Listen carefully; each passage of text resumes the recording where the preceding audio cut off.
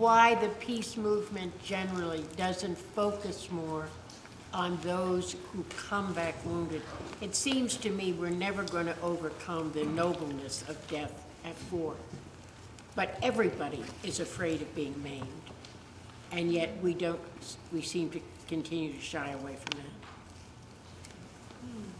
You know, one of the better groups in the peace movement, which is not monolithic, is Iraq Veterans Against the War, which more than anything else now is focused on recruiting active duty soldiers, and in particular on urging soldiers who have post-traumatic stress disorder to refuse going back for more until they're cured.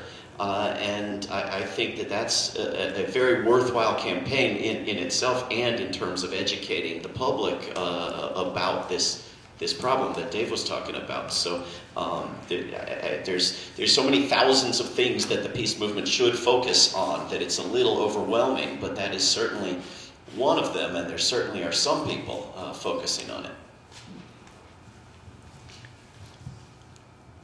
How would a critical mass in Washington look like? In other words, how many people, where would they be, and what would it take to make a critical mass? Because you've been arrested many times, and other people, and you talk about critical mass, and I read an article about that.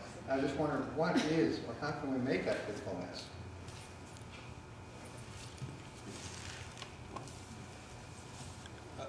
I'm going to just answer that in another way, which is, I think that the critical mass is going to develop not because of people's horror at what the United States is doing in Afghanistan, because that gets hidden all the time. But I think what we're starting to see, which I find really hopeful, is we're starting to hear people actually talk about cutting the defense budget, cutting the military budget. Not just peaceniks, but Republicans. Even like Tea Party people, some of them, are talking about, I heard Barber is saying we need to cut the military budget. That's like, what? You know, that hasn't happened before, and it's because the country is going bust. You know, they can't, we're running, like David mentioned, it's now 53% of your tax dollar goes to war. And you cannot run a country, an empire, anything like that. So we're reaching a point where self-interest, sense of preservation is going to lead people to say, this doesn't make any sense at all. And then you don't just get people, you know, who are morally offended by the war going down to Washington and getting arrested, but you start to get people saying, we have to stop the military madness and stop the military spending because we can't afford it. Thank you. This question is for Dahlia. You were talking about how nothing has really been rebuilt, and I've heard that before, that they don't have electricity in Iraq and the water system and so on. I'm wondering, do you think that's a deliberate strategy, or do we just not care enough to do it? So the question is, with the continued destructed state of the water systems and sewage systems, is that on purpose, or is it because we don't care? Yes,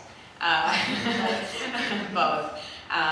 Certainly, well, I would say that generally speaking, whether it's Iraq or Afghanistan or Pakistan or anywhere else, one of the major goals is corporate profit.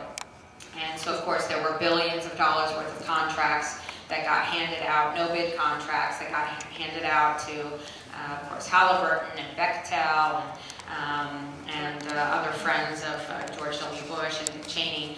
And the quality of the work was just horrendous. And billions of dollars were lost in just the 1 year that Paul Bremer was the head of the Coalition Provisional Authority. $9 billion went missing. A lot of money that had been frozen Iraqi assets, that got stolen, ended up in Halliburton's hands. So people get these contracts and they don't care about the quality of the work. But they made big money. And another major issue is that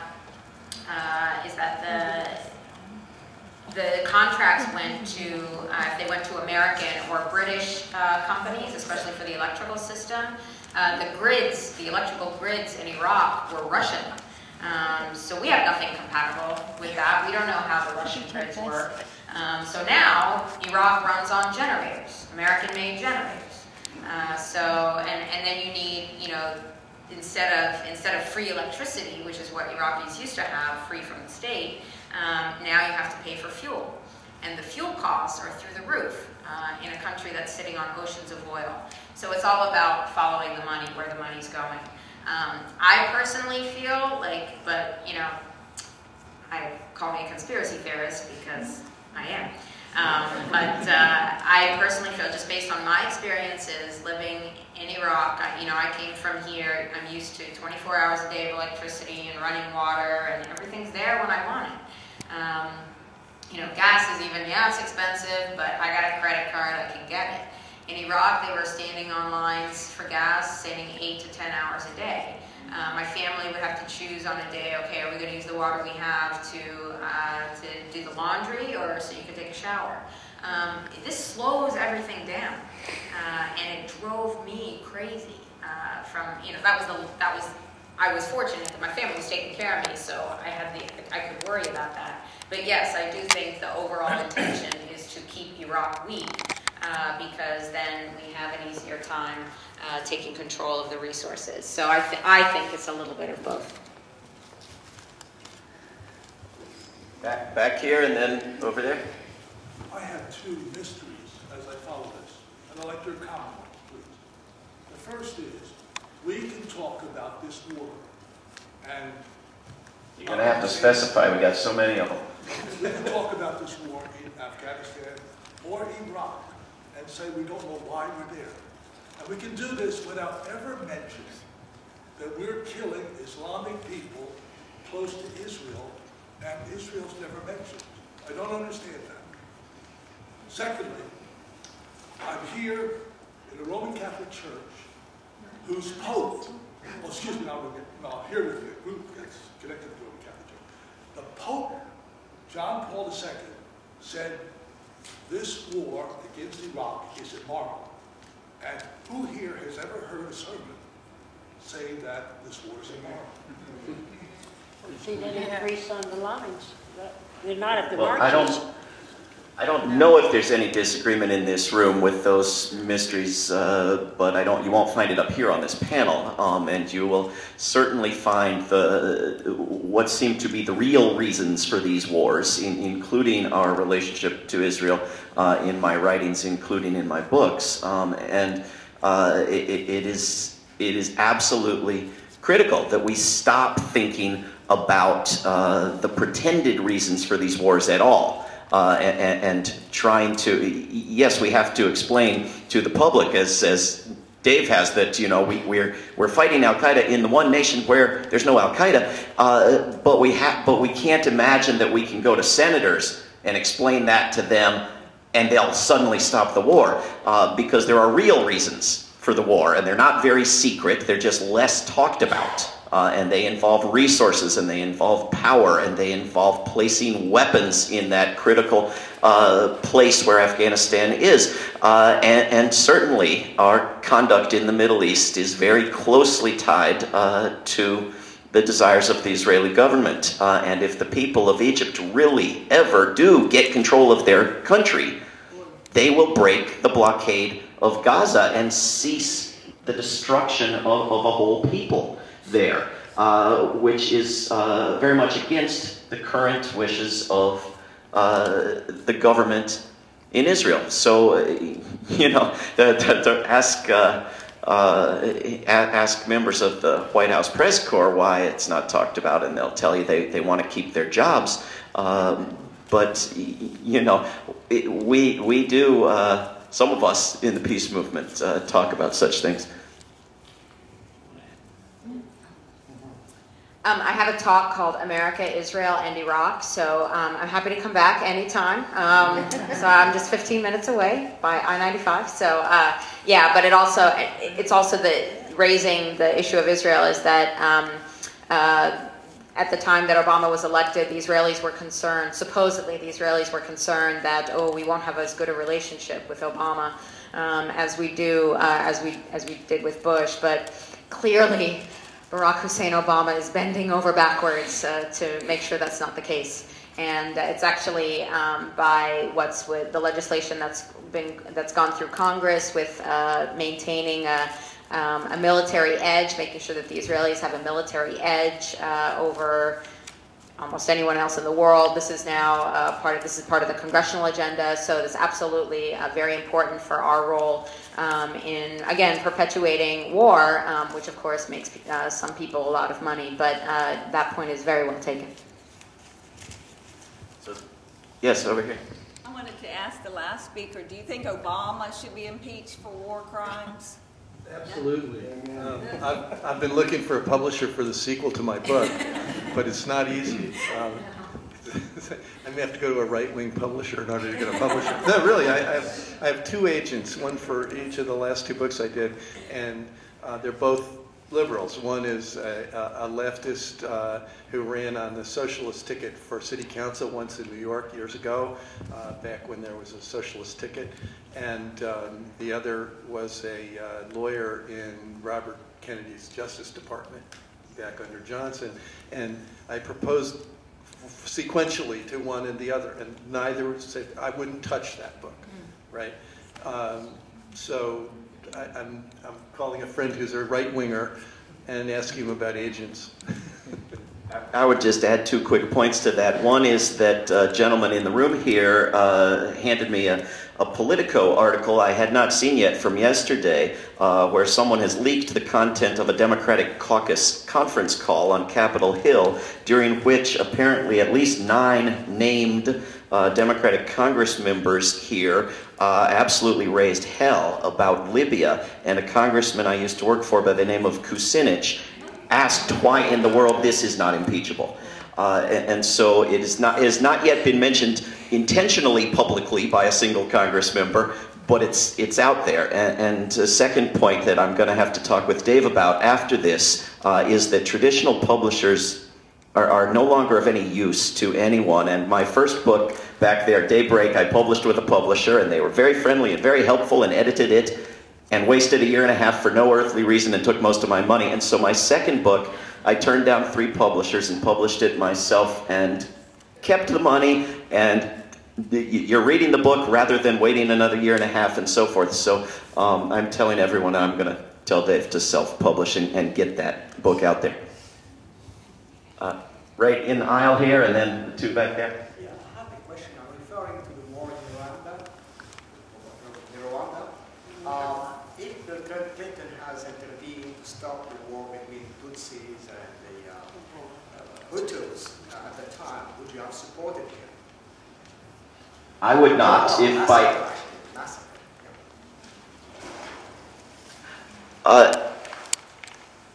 I'm not against intervention. I'm against violent intervention.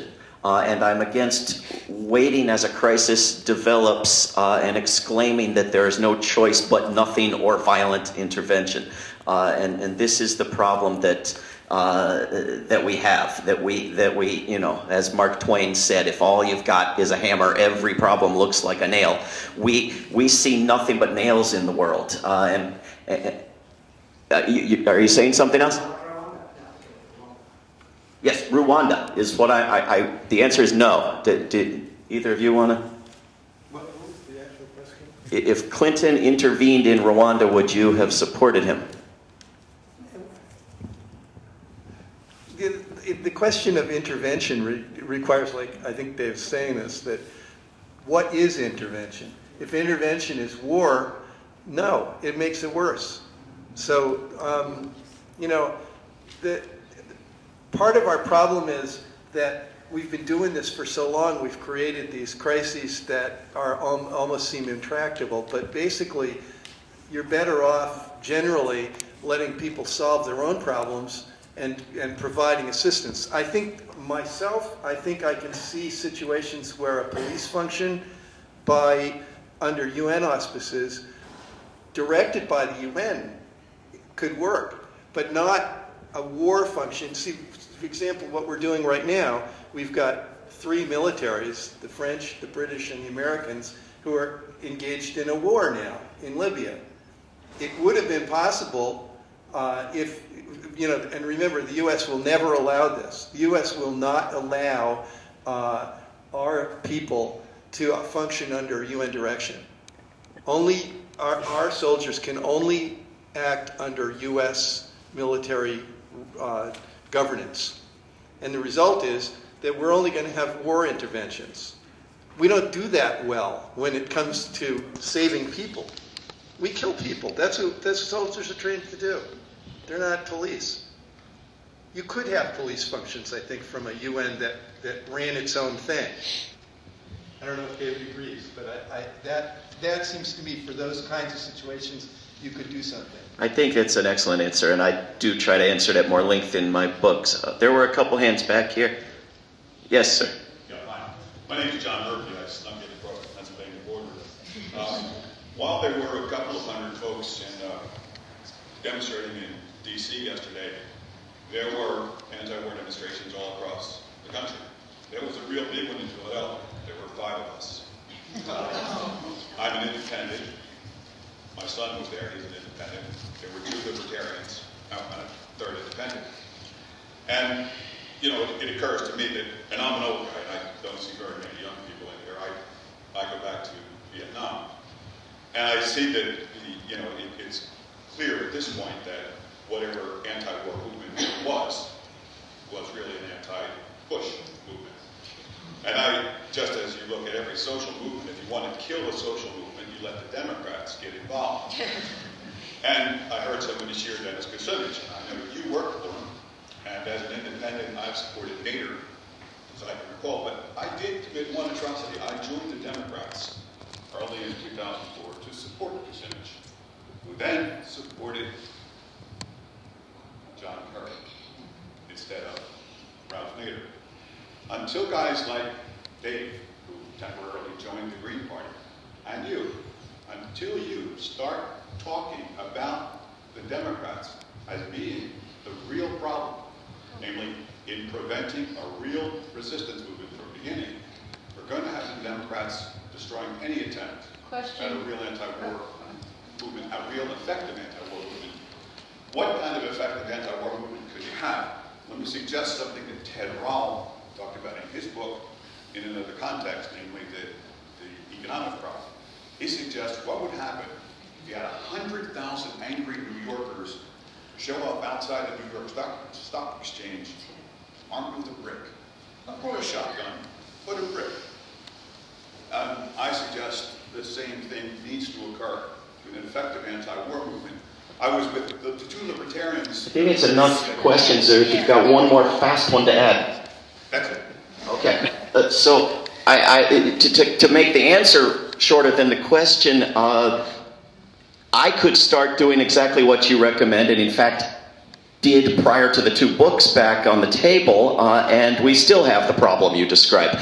So converting me to honest independence obviously doesn't quite get us over the hump. I certainly argue in both of those books and many other places that the Democratic Party is killing us. And it's because the peace movement was lined up, at least with the pretenses of groups subservient to the Democratic Party in 05 and 06, that there was a big peace movement. It's because the interests of working people and the remainders of the labor movement in this country lined up with the Democrats in Madison, Wisconsin, that you had this influx of money and resources in Democratic Party groups into Wisconsin. Until we get to the point where we can generate a massive movement of principled, coordinated, strategic, nonviolent pressure on our government that's not subservient to any party, we are going to be crippled.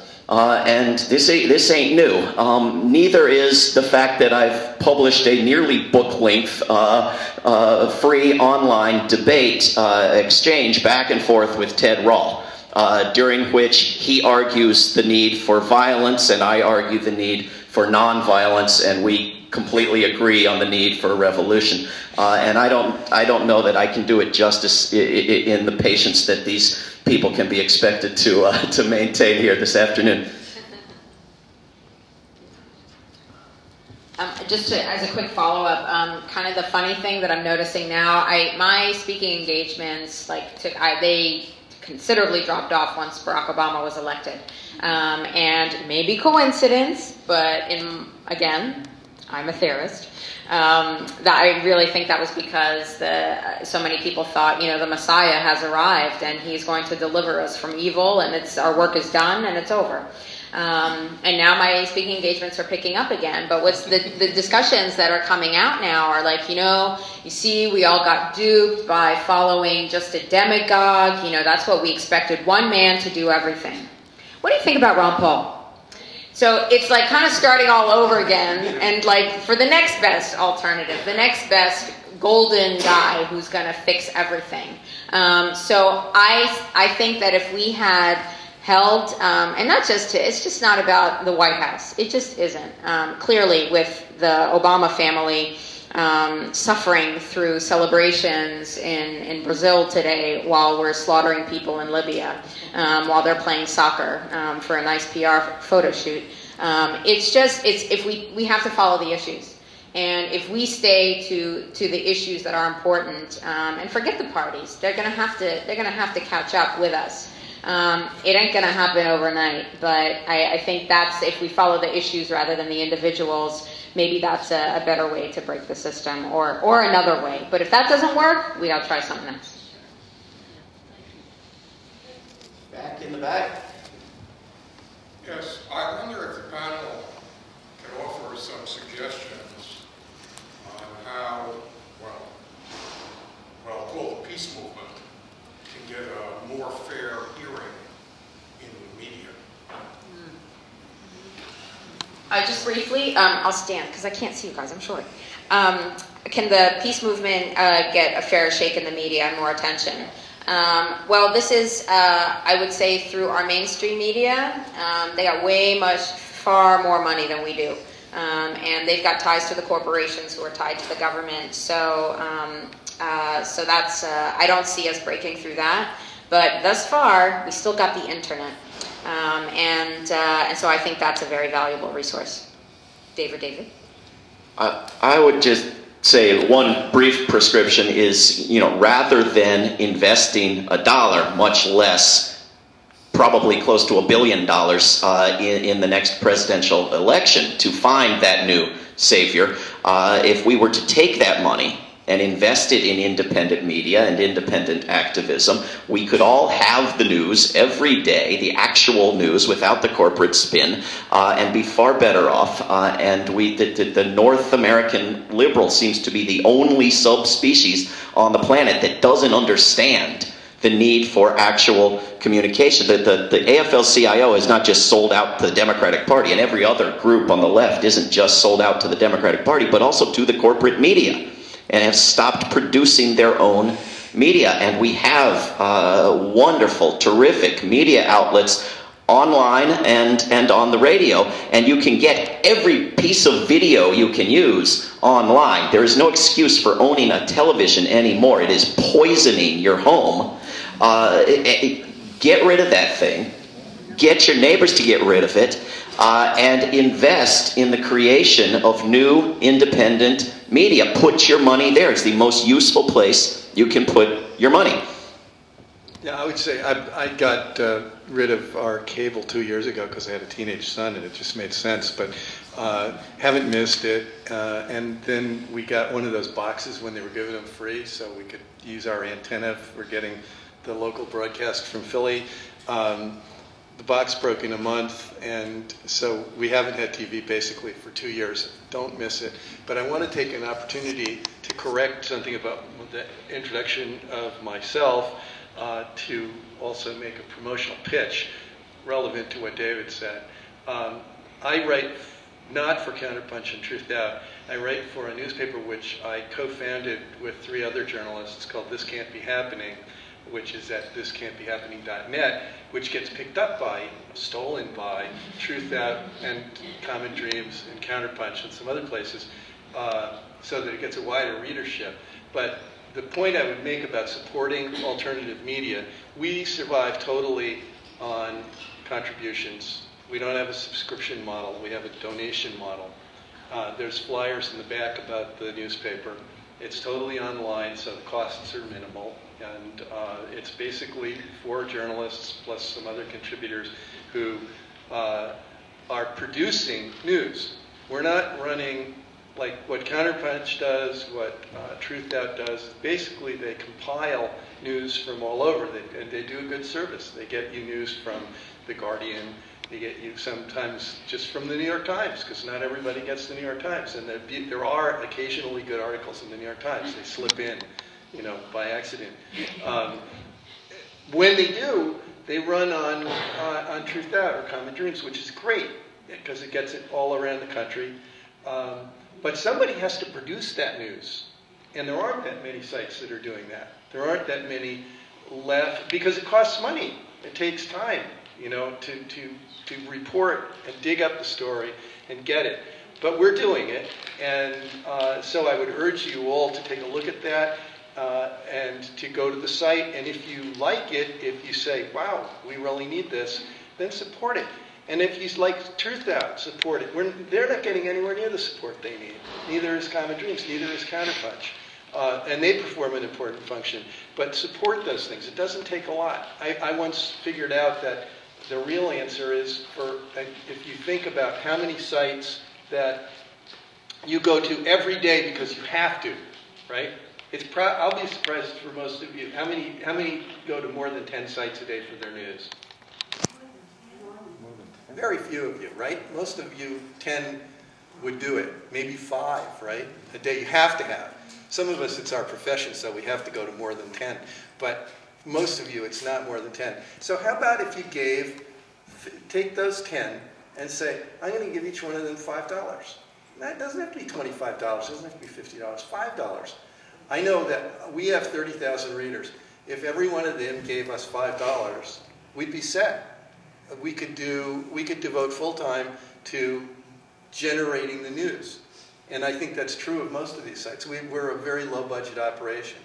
So think about doing that. Don't give $25 to Truth Out and then say, okay, I took care of my obligation, my tithe. Think about the 10 and give each one of them 5 or 10 if you got the money. But do something. Should we take one more? Or David, can you tell them where they're going to be able to find a video of this so they can share it with their friends that haven't been here? Sure. My website is, well, I have a website at davidswanson.org, but I also have one at warisacrime.org that a lot of good writers post on, and these videos will certainly be on both of those and many other sites, and you'll be able to find them just by searching for the names of the people here and the location and so forth. But yes, yes. Do we have time for any more questions? Or? Well, we want people to go back and look at the books and hopefully buy some and have it signed. Okay, maybe. And also, yeah, one more question, Kristen. But also keep in mind that maybe you might want to purchase War is Alive particularly and donate it to a library near you, because this is the kind of information that we need to get out to the general public. Maybe it's not one of the ones that's being closed because of budget cuts. Thank you. Well, last question. David, you've been arrested several times, I believe, in front of government institutions such as the White House, Quantico, I'm sure many other places. But it seems to me that the government is not really, it's not the real government, it's the official government. I would think it would be far more effective if people would demonstrate in front of personal residences of people that run General Electric or General Dynamics or Lockheed, DuPont. They're the people who run this place. And until, I heard once that the Vietnam War was ended because the business community turned against it, basically. just no longer profitable for them. It may be cynical, but there might be truth to it. So until the people who actually run the place are actually inconvenienced, this is going to go on. So the question is, why protest the government? Why not protest their corporate masters? You know, one answer is, of course, that we do also protest their corporate masters, and I support all such suggestions that are always proposed as, let's do this, but not do that other thing. I don't support ceasing to protest the government. I don't think we have a limited resource. I think that when you build a movement, it builds energy and it builds resources, and that we ought to protest all the above. But I certainly think that going to private residences is a very powerful thing. And if I can impose a quick story, when I worked for a group called Acorn, and we were organizing people who had had their homes taken from them by predatory lenders, dishonestly imposing horrible fees and refinancing them again and again. We tried everything all at once, right? We passed new laws in cities, we passed new laws in states, we took bills to Congress, and we always had the testimony be from the biggest, worst corporation we could find, so that we could target that one. It was called Household Finance. It doesn't exist anymore. And thanks to us. And we had the 50 state attorneys general sue them. We refinanced people out of them. We stopped people from financing with them. We held national days of protests in all their lobbies. We had marches against them. We had resolutions in Congress. We did everything, which is what nonviolence is. It's everything that's not violent. And then we found out that their CEO and all of their board members lived in this neighborhood of McMansions north of Chicago. And we took busloads of victims of their loans from around the country simultaneously to the front yards of the board members and the CEO, and knocked on the doors while our friends posted giant wanted posters all around the neighborhood with their faces and names and crimes. And when they sat at the table, and when they gave us $500 million, the biggest settlement other than tobacco, and when they were put out of business, the only thing they wanted to talk about was how dare those poor black people knock on my door. So, Acorn doesn't exist anymore. well, Acorn doesn't exist, and Acorn used to stop Bush from doing things like cutting off heat for poor people's homes that Obama now does, and Acorn isn't there. Obama, I never met Acorn. Who are they? Who are those people?